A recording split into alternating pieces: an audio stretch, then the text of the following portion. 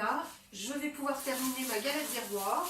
Ma pâte a eu le temps de se reposer tranquillement. J'ai laissé 2 heures. Donc je vais pouvoir l'étaler et la garnir ensuite de sa crème frangipane. Donc c'est une crème d'amande auquel j'ai ajouté un petit peu de crème pâtissière. Donc je vais pouvoir étaler, donc je farine bien mon plan de travail. Je vais aussi un petit peu le rouleau et j'étale. Alors j'ai bien sûr mes fèves, je les mets ici. Parce qu'on les oublie souvent, hein. Après c'est trop tard. J'étale.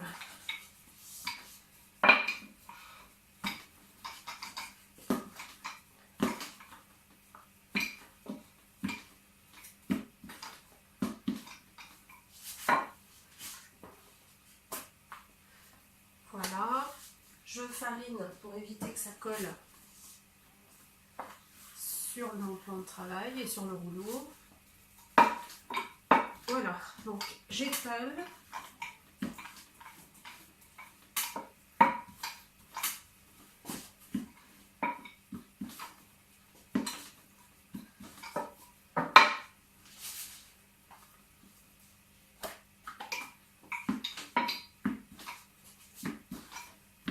J'essaie à peu près de l'étaler partout de façon égale. Voilà. Ensuite, je vais couper les extrémités tout autour de ma pâte pour qu'elle puisse lever correctement pendant la cuisson. Avec les chutes, hein, ça, tout se garde. Hein. On peut faire des petites choses avec, petites choses apéritives.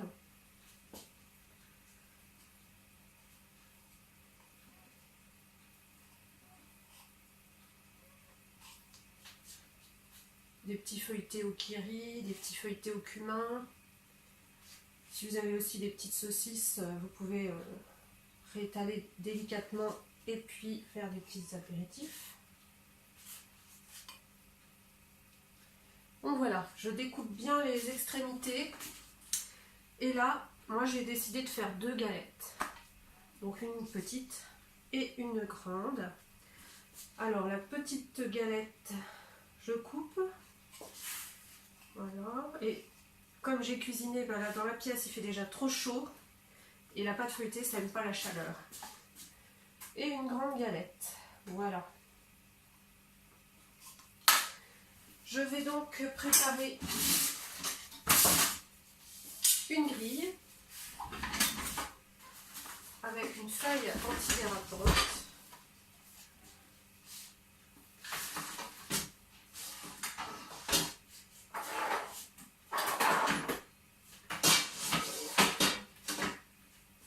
Donc je vais étaler une pâte, voilà, donc je l'étale bien. Je vais humecter les bords de la pâte sur 2 cm tout autour. Ça sera pour que les 2 pâtes se soudent bien. Donc, juste de l'eau hein, sur 2 cm tout autour de ma pâte. Et là, je vais pouvoir garnir avec ma poche à douille la crème frangipane. Donc voilà. Hop. Et là, je vais tout simplement garnir en laissant bien les 2 cm autour.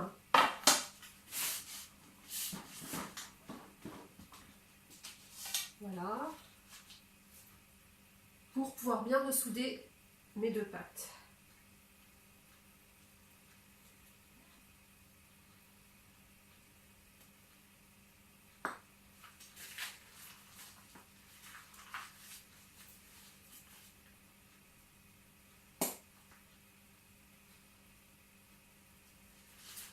Je vais garnir ma petite, que quand même je ne voudrais pas refaire une crème exprès.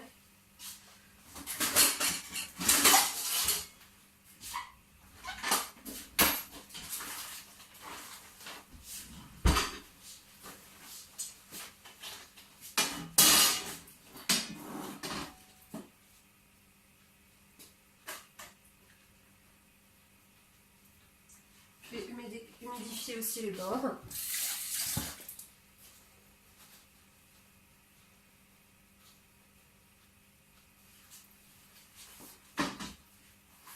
Voilà, je garnis.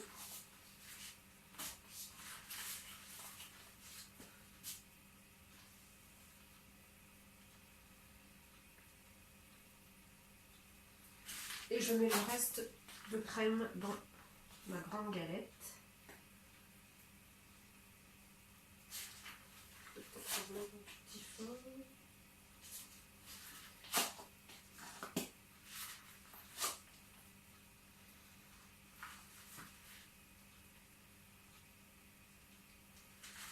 Voilà, je vide le reste. Et j'oublie pas les fèves. J'en mets une dans chaque galette. Voilà. Et je recouvre mes galettes avec les pâtes. Et comme j'ai déjà humidifié les bords, ça devrait bien se souder. Alors, je tapote un petit peu avec les côtés de mes mains. Je vais faire pareil pour la petite.